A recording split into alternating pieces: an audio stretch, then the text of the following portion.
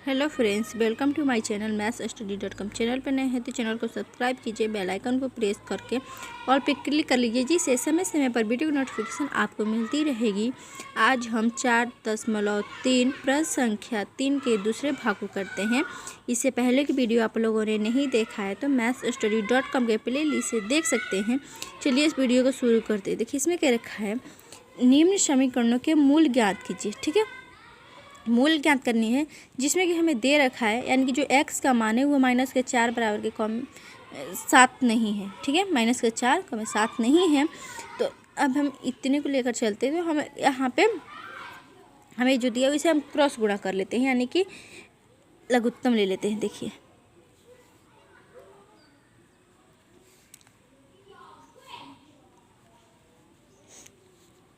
x + के 4 x - के 7 का लघुत्तम क्रॉस गुणा कर देंगे तो ये होगा x - के 7 और ये हो जाएगा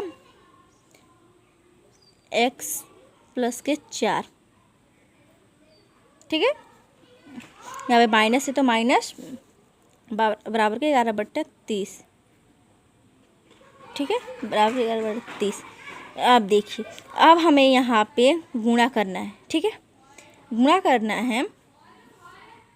ठीक है, यानी कि x + 4 और x - 7 में हमें x - 7 का गुणा करना है।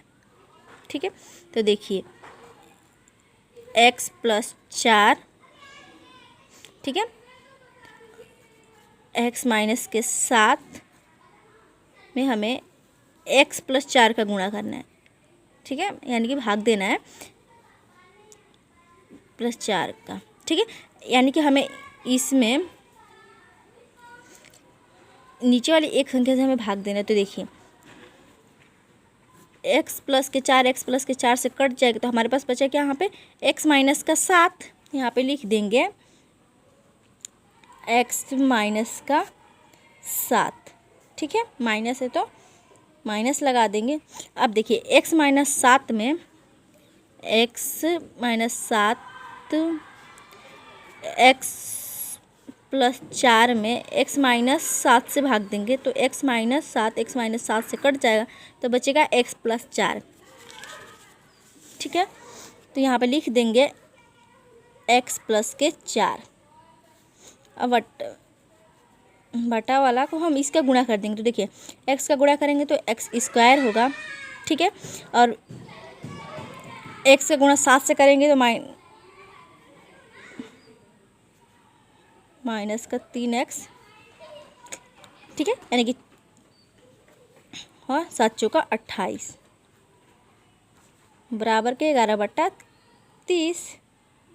ठीक है, तो देखिए x से x कट जाएगा, क्योंकि प्लस का x माइनस के x से कट जाएगा तो हमारे पास बचा माइनस माइनस प्लस। ठीक है, तो 7 4 11 होता है, 11/x²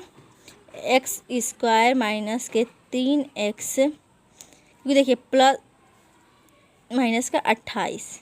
ठीक है, 11/30। ठीक है, पहले हम अब इसका क्रॉस गुणा करके फिर इसे भाग देंगे तो बहुत लंबा सवाल जाएगा, इसलिए यहाँ पे डायरेक्टली कर देते हैं हम। क्योंकि देखिए यहाँ पे माइनस है तो 11 × 11 यहाँ पे कट जाएगा, क्योंकि हमें पता है कि बराबर के पहले और बराबर के बाद दो समीकरण एक जैसे होते हैं तो हम उसे काट देते हैं। ठीक है, हम उसे काट देते हैं तो अब आसान हो जाएगा हमारे लिए गुणा करना।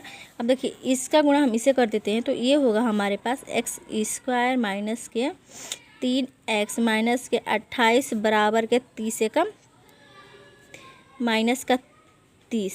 ठीक है, -30।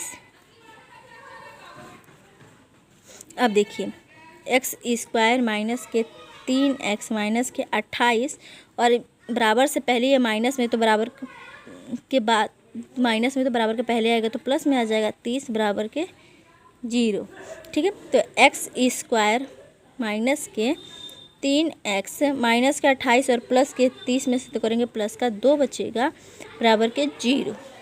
ठीक है, अब यहाँ पे हम समीकरण के द्विघात समीकरण के व्यापक रूप का तुलना कर देते हैं। ये होता है, देखिए ये होता है। ठीक है, तो अब इसकी हम तुलना कर देते हैं। अब यहाँ पे देखिए एक्स स्क्वायर के जगह हमें एक्स दे रखा है, लेकिन ए की जगह में कुछ नहीं, तो यहाँ पे 1 मान लेंगे। ठीक है, बी की जगह क्या है, माइनस का 3 और सी है 2। ठीक है, क्योंकि एक्स की जगह x है और बी की जगह 3 था और सी का जगह हमारे पास 2 था। ठीक है, अब हम यहाँ पे डी का मान निकालेंगे। ठीक है, अब यहाँ पे हम डी का मान निकालते हैं। तो डी का फॉर्मूला होता है डी बराबर के बी स्क्वायर माइनस का 4ac। ठीक है, तो बी का मान है माइनस का 3 का स्क्वायर माइनस 4 गुणे 1 गुणे 2।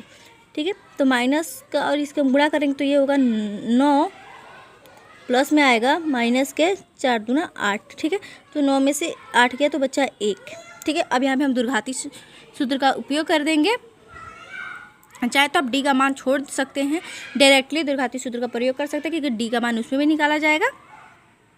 ठीक है, देखिए ये द्विघाती सूत्र, मैंने इसे डी का मान कहा था क्योंकि डी का फॉर्मूला जो था बी स्क्वायर माइनस का 4ac यहाँ पे भी दिया हुआ है, लेकिन हम यहाँ पे डी का मान नहीं निकालेंगे क्योंकि डी का मान हमने पहले निकाला है, ऑलरेडी 1 आ चुका है। तो हम यहाँ पे डायरेक्टली अंडर रूट में उसका मान रख देंगे। ठीक है, माइनस है तो माइनस, बी का मान आया था हमारे पास माइनस का 3 प्लस माइनस अंडर रूट 1।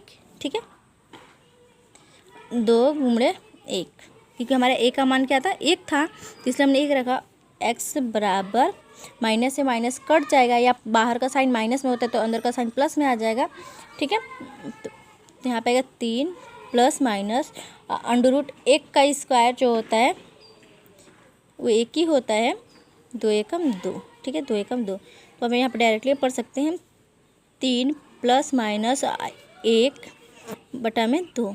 ठीक है, क्योंकि देखिए 1 का स्क्वायर 1 ही होता है, तो अब इसे हम 2 पार्टों में डिवाइड कर देते हैं, एक बार प्लस के रूप में और एक बार माइनस के रूप में। ठीक है, 3 माइनस का 1 बट्टा में 2।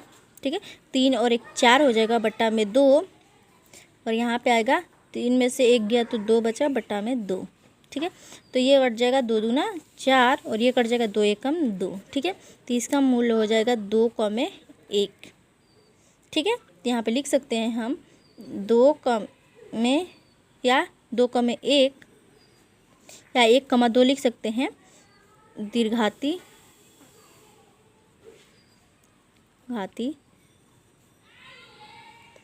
समीकरण के मूल्य है, समीकरण के मूल है।